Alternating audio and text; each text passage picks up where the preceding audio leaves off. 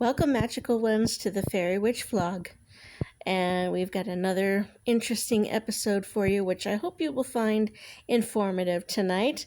I'm the Faerie Witch, and the little fairies and I welcome you. And if you're brand new to us, you never know what you're going to get on this channel, but we like to keep with the fairyology and fairy theme.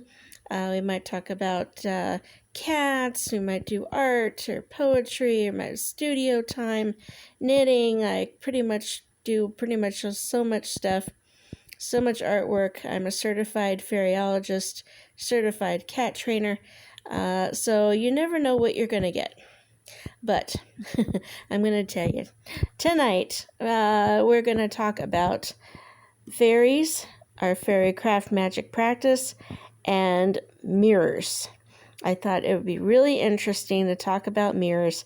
So, let's sprinkle a little fairy dust and see what kind of information we can conjure up this evening. So, let's get with it.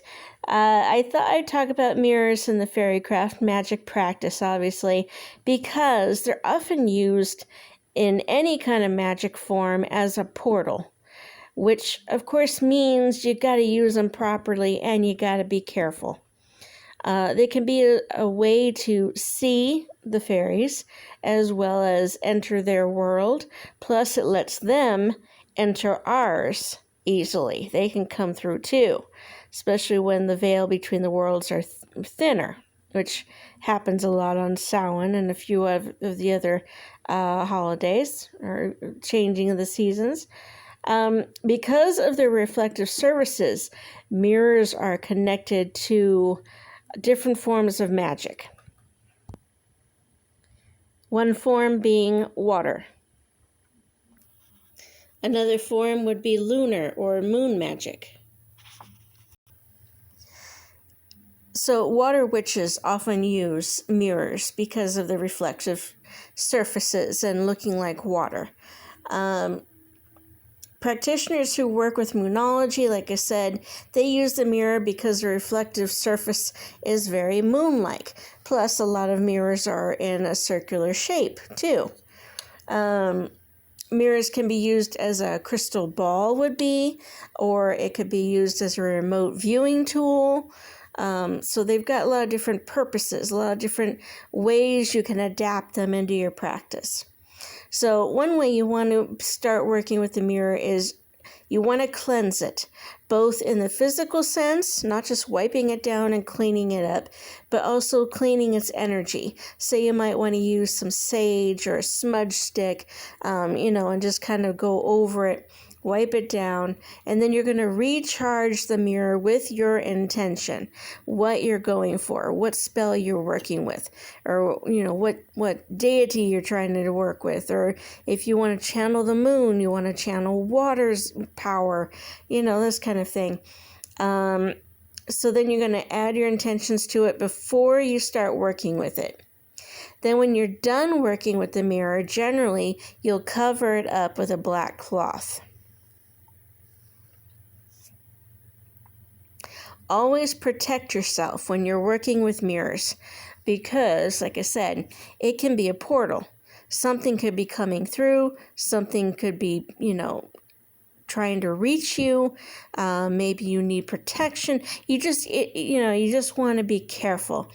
So again, you want to protect yourself with charms, the right intentions before and after you use the mirror.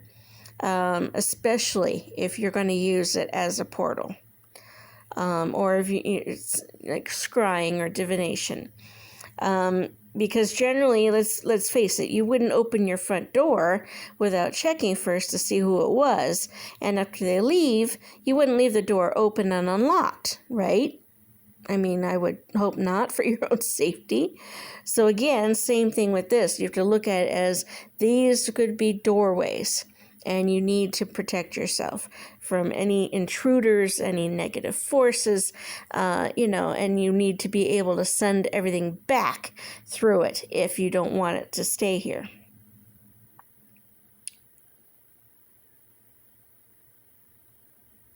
Mirrors can be made or bought in any size. So you can get like a really small mirror, like this little one isn't so bad. I think I've used this kind of size as an offering to the fairies. I took it out to the fairy ring during one lunar cycle. But you could use like little dollhouse mirrors. That would work perfect too, and put that as an offering, or put it in the fairy dollhouse, and that way you're using that mirror's energy. And so, you can see I've got a couple different sizes here of mirrors, but I've also made one which was bigger, and I'll show you a photograph of that one in a minute. But I mean, any size would do. And so you can use these, you can use it as an offering to the fairies and put it out there, like I said. So even like a little dollhouse furniture, it would work, as long as it's reflective enough. Because the fairies can be a little vain. Yes, I can. They want to see themselves. They like reflective surfaces. They like to, admire. They like to feel good. They like to show off a little bit and go, I look so good. Yes, I do. Woo-hoo. So, yeah, and it's a good way to connect to the fairies, like I said. But they love shiny things. They love reflective things. They like things with color. So, you could, if maybe you know how to make a mirror. If you know how to make mirrors, well, hey, you could make your own, you just sell them off in an Etsy shop or something. I mean, you can make your own. You can make ones to, use as the offerings or to sell, whatever. But yeah, if you know how to make a mirror, and I admit I don't, except I have made a black mirror, and I'm going to show you that one. Black mirrors are often used in witchcraft as a scrying tool, in divination, as a way to connect to a spirit, or as a way to get answers that you're seeking. So let me show you that picture. This is a photo of the black mirror that I made, and it's about 8 by 10 or 11 by 14, I think, and I made that one.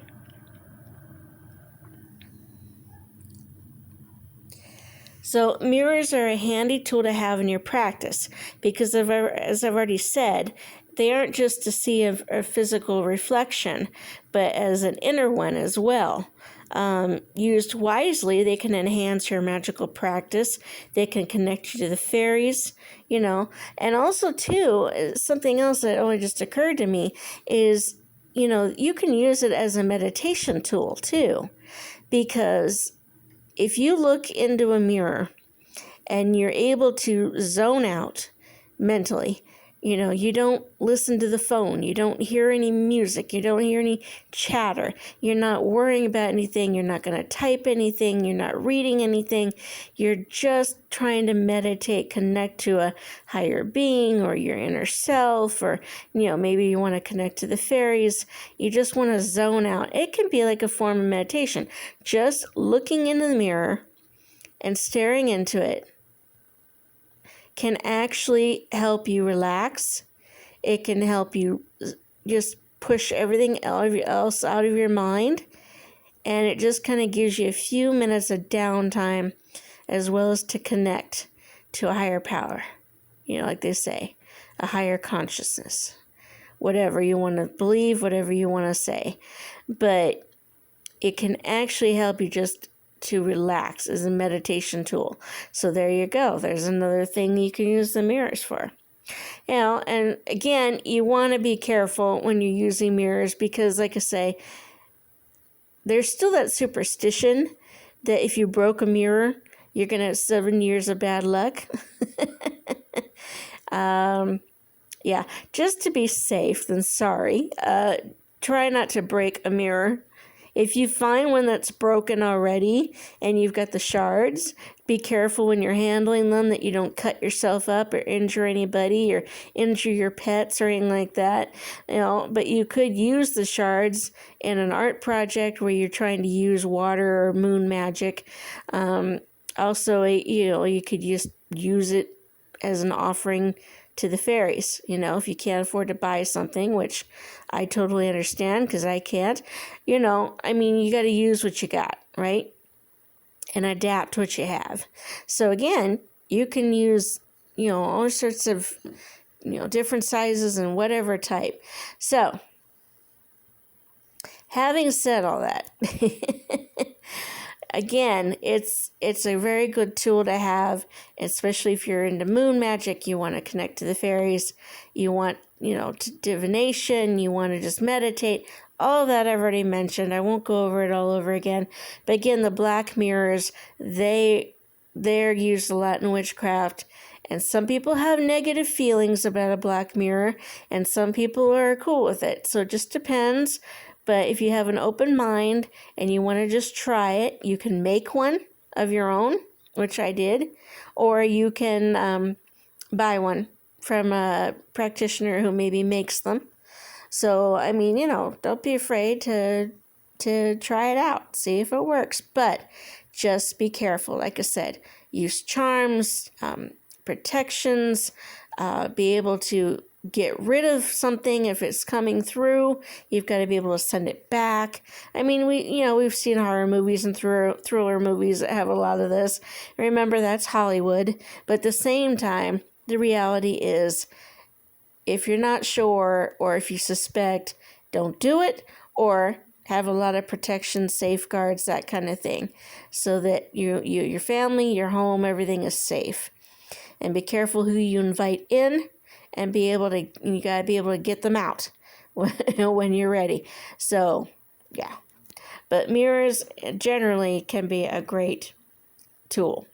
So, like I said, they can enhance your magical practice, connect you to the fairies. So wave as you pass a mirror, because you never know who or what will be waving back. Thank you for watching this video. I hope you found it fun, informative. Please subscribe to the channel if you haven't. Donate to our PayPal if you would like to keep us alive and going. We'd appreciate it so much. And have a fairy day. We'll see you in the next one.